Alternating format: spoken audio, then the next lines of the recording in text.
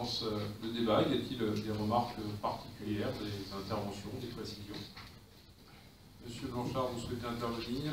Vous avez la parole. Monsieur le Président, mes chers collègues, je ferai simplement cette simple remarque concernant le vote du rapport 2014 de développement durable. Je crains que les points exposés dans ce rapport, lutte contre les dérèglements du climat, préservation de nos ressources et surtout le développement de notre territoire, ne dépendent pas de la Carène, mais de l'État. Je sais désormais beaucoup plus volontariste que par le passé sur les questions d'environnement. En même temps, le gouvernement, que soutient la majorité de cette Assemblée, ne fait pas assez pour aider la France dans l'excellence environnementale.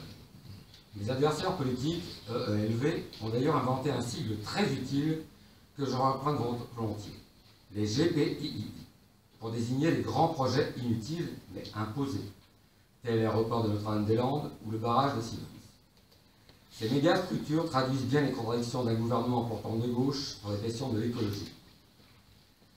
De l'autre côté, pris en main par la gauche, l'État se défausse de sa responsabilité de grand aménageur pour les questions environnementales et territoriales, déléguant à ses nouveaux enfants chéris les communautés d'agglomération.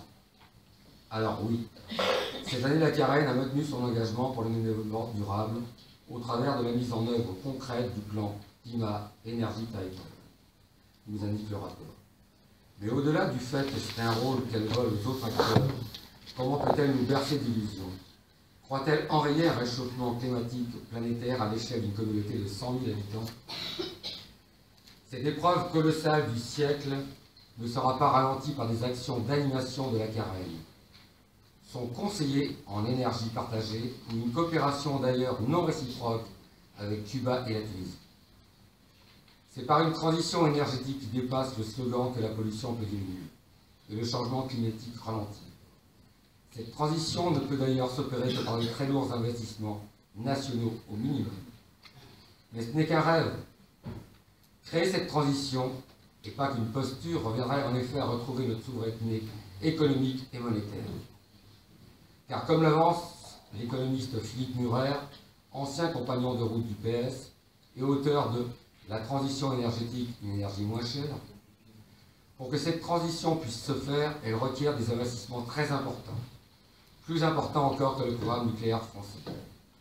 Et pour les faire, il va falloir emprunter de l'argent à la Banque de France, à des taux d'intérêt suffisamment bas.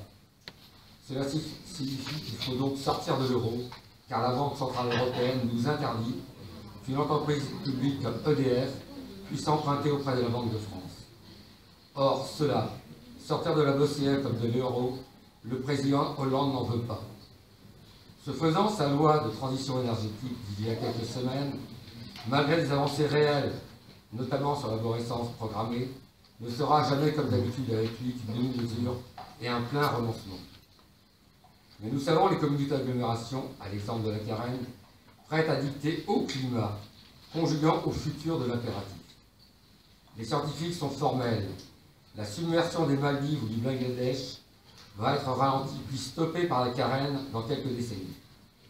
En l'attente, ses habitants ne sont pas invités à construire des digues chez eux contre la montée de l'océan, mais à venir migrer chez nous en tant qu'écolo-réfugiés.